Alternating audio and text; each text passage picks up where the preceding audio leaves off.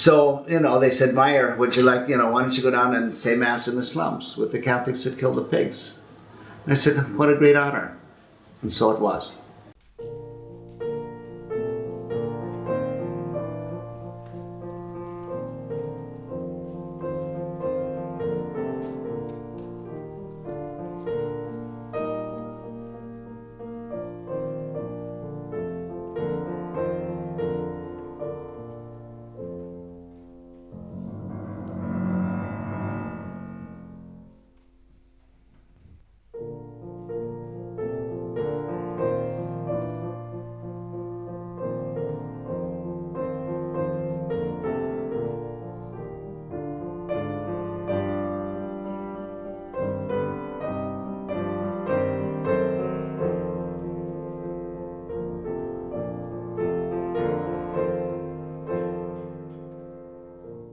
Well, the parish was the slaughterhouse and the Catholics who lived there, and then the children were not going to school.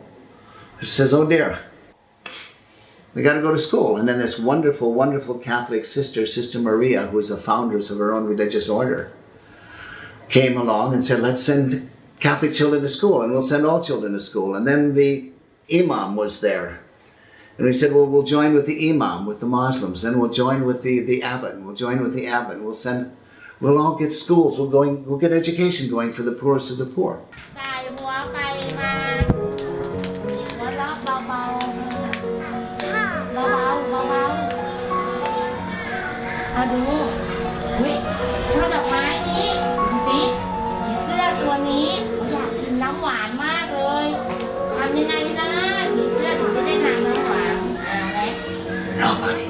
Nobody went down to the poorest of the poor and started schools and helped the poor come up without charging them or without working with the community. It was always us and them. And nobody came down and said to the community, we consider the very fact that you accept us and allow us to come here is an honor beyond belief. Vincent de Paul said this about 300 years ago. The greatest privilege and honor in the world is that the poor will accept us. Here I am, this fat old priest that can't speak Thai very well and anything, and they accept me. They accept me. And I accept them, but it's an honor and a privilege to be with them, and I have to ask permission. You saw, we were taking pictures this morning with someone, we had asked permission from the children, and we say with the poor, I apologize for my stupidity and my goofs and my not understanding you. And please forgive me for trying to help you, because it's an honor and a privilege beyond belief. And you are so generous and so kind that you'd actually invite me to come into your lives. Wow, that's what we are. AIDS, we said we'll never turn down a child. We'll help any child we meet on the street. Every poor kid we'll meet, we'll help them. And then all of a sudden some kids got AIDS. I said, well, guess we got to help them too. And then there's street kids, so we got to help them too. They don't have a place to go. There's abused and abused kids, they got no place to go. So we'll take them in, send them to school. That's all.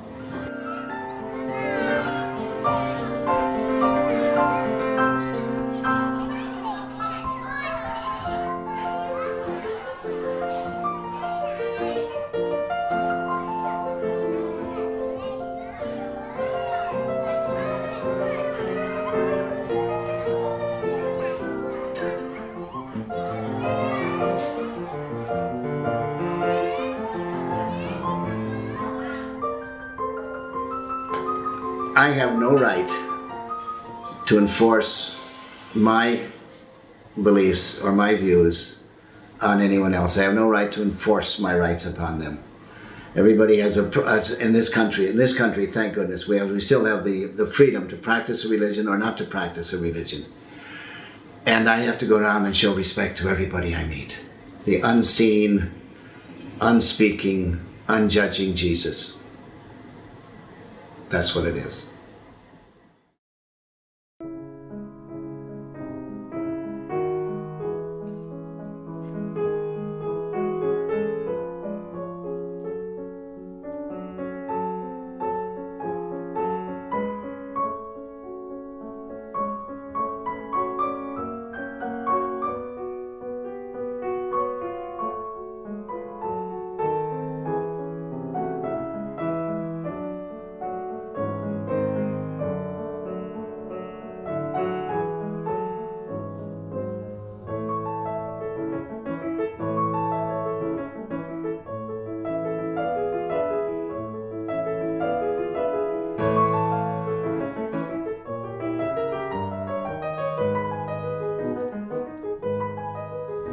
Even in the true Redemptorists, the writings of St. Alphonsus says, we must go to the poorest of the poor in the most remote areas.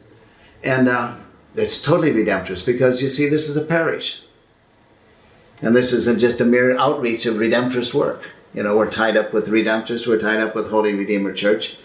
And all these people are parishioners, Buddhists, Muslims, Christians, they're all parishioners.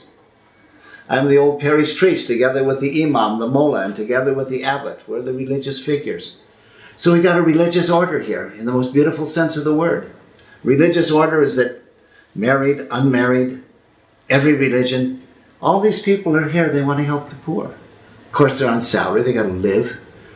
But that's the whole purpose. That's what we are. That's what we are.